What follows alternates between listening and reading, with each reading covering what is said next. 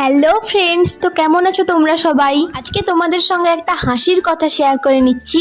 এই যে আমার হাতে একটা বড় ছুরি দেখতে পাচ্ছ, ওটা হচ্ছে ব্রেড নাইফ। সাধারণত কেক কাটার জন্য ইউজ করা হয়।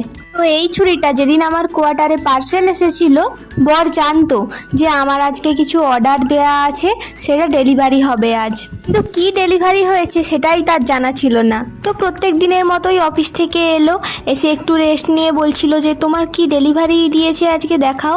তো আমি ব্রেড নাইফের প্যাকেটটা খুলে দেখালাম ব্রেড নাইফটা দিয়ে। বরমশাই তো হঠাৎ করে বলতে লাগলো, প্লিজ প্লিজ প্লিজ, আমি আর তোমাকে কিছু বলবো না, সব কথা শুনে চলবো। এখন আমি তো রীতিমতো অবাক, আর মনে মনে ভাবতে লাগলাম, কি হলো রে বাবা, আমি তো আজকে কিছু বলিনি। তো ব্যাপারটা হয়েছে কি, কদিন ধরে যে এই যে নিউজ দেখছে শুনছে, এটা হচ্ছে সেটারই ফল। তো আমার তখন এই কথাটা মাথায় এলো। তখন আমি বললাম, আরে না না, তুমি ভুল বুঝছো, এটা মানুষ মারা ছুরি নয়, এটা হচ্ছে কেক কাটার ছুরি, এটাকে ব্রেড নাইফ বলে। তখন বর একটু স্বস্তির নিঃশ্বাস ছেড়ে বলল, উফ, আগে বলবে তো। তাই আমি ভাবছিলাম যে তুমি এত বড় ছুরিটা কিনতে গেলেই বা কেন। তো এটা ছিল একটা ছোট্ট মজার ঘটনা। দেখা হচ্ছে নেক্সট ভিডিওতে, বা